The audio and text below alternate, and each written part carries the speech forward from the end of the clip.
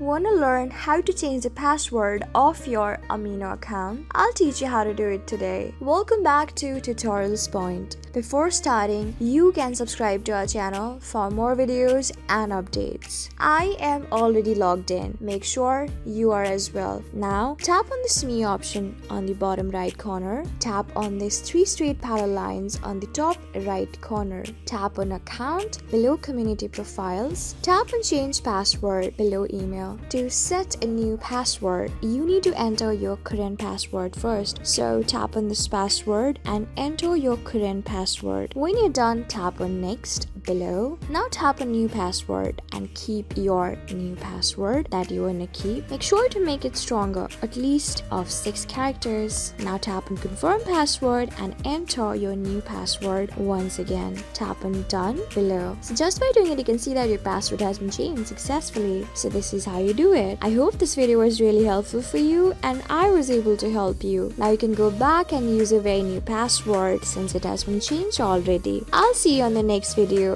Till then, keep calm, stay safe, and goodbye.